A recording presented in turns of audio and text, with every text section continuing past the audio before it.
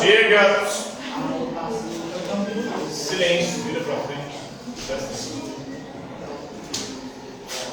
Então, na aula de hoje, vamos falar sobre Averroes, filósofo árabe que viveu no século XII, de 1126 a 1198, ali na Idade Média.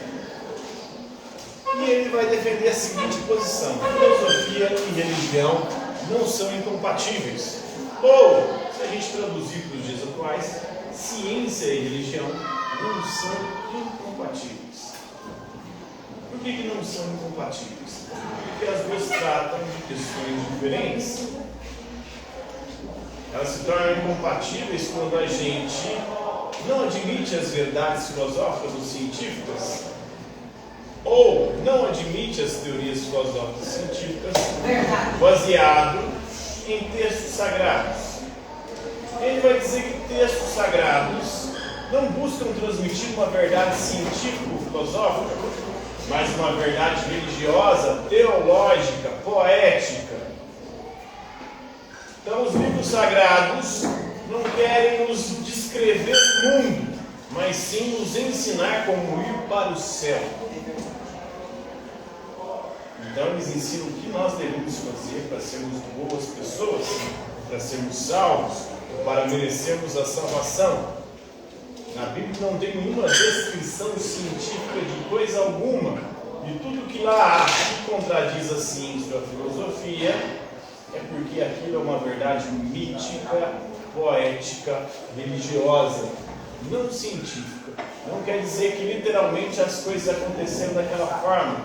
Então daqui, com Averroes, nós já temos aí um pensamento, uma filosofia, uma teologia que vai contra o fundamentalismo religioso. Vocês sabem o que é o fundamentalismo religioso? É interpretar as escrituras sagradas ao pé da letra, do jeito que está escrito. E as coisas não aconteceram do jeito que está escritinho. Muitas vezes textos bíblicos, ou no caso do Averroes, que era muçulmano ou Corão, são verdades alegóricas, ou são alegorias, são analogias, ou são mitos e histórias fantásticas que buscam explicar as coisas não cientificamente ou filosoficamente, mas poeticamente e religiosamente. Por isso, filosofia e religião não são incompatíveis. Ele vai trabalhar aí no campo da filosofia, da religião, da teologia. Ele vai fazer uma mescla ali de Aristóteles com o islamismo, com a filosofia, o pensamento e a teologia árabe. E ele vai defender a seguinte posição: aceitamos que o Corão é verdadeiro. O Corão é o livro sagrado dos muçulmanos. O Corão é a verdade de Deus revelada ao profeta Maomé para a humanidade. Mas algumas partes deles são demonstravelmente equívocas, ou seja, estão erradas. É igual a Bíblia. A Bíblia diz que a Terra é plana. A Bíblia diz que a Terra é o centro do universo. E aí a gente vai aceitar isso que está na Bíblia como verdade? A Terra é plana? A Terra é o centro do universo, o universo gira em torno da Terra?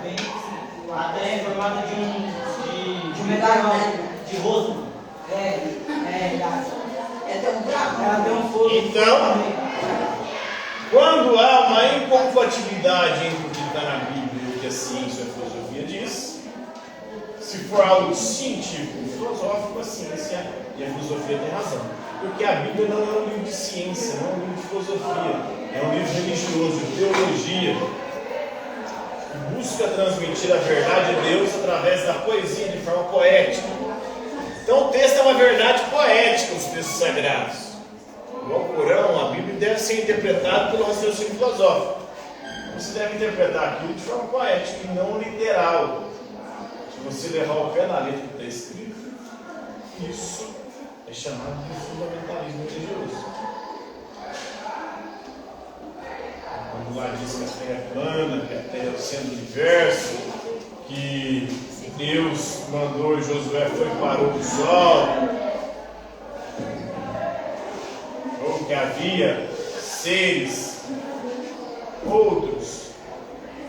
Na Bíblia, por exemplo, não tem nem dinossauro. Aí tem alguns dizem que, inclusive, Noé colocou dinossauro na arca. Como? E Noé colocou todos os animais na arca, colocou dinossauro na arca, colocou o tiranossauro rex na arca. Uai, pegou o guindaste? Como é que eu vou estar vivo? Mas o dinossauro rex morreu antes do Uai, você já não viu esse filho da arca, não? Já. Então, isso não é uma verdade histórica e científica. Isso é uma verdade poética, isso é um mito, isso é uma forma alegórica. Ô, Marcos, subiu o dedo voador. Dizer que Deus criou todas as coisas e Deus quer que a humanidade se liberte dos seus males, das coisas erradas, pare de fazer merda. Então, se nós acreditamos que as leis religiosas são artes poéticas e políticas necessárias, mas não pode ser levado ao pé da letra nos livros religiosos.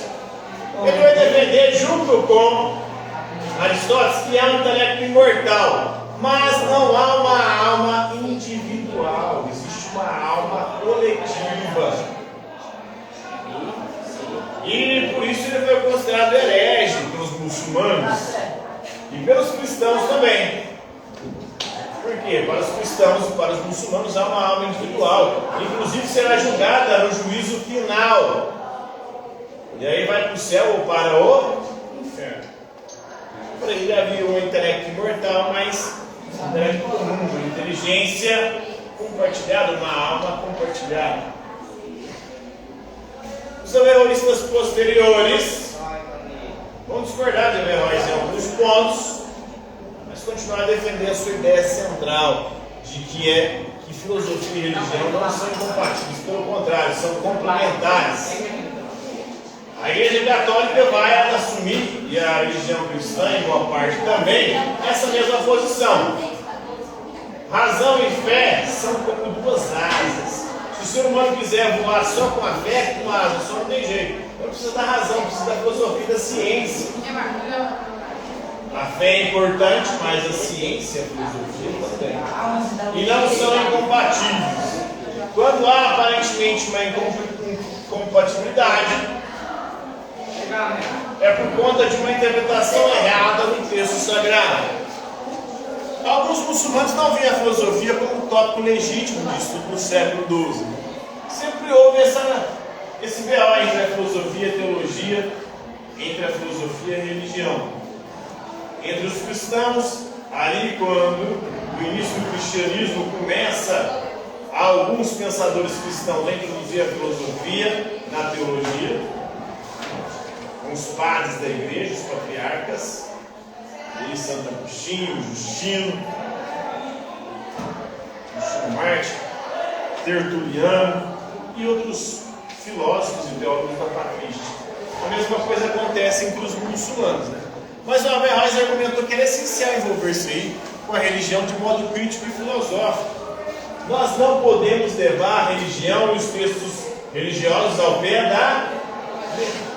Porque senão você vai começar a admitir coisas inadmissíveis. Por exemplo, Deus mandou Abraão matar o próprio filho. Deus mandou o povo de Deus exterminar outro povo. Isso é genocídio.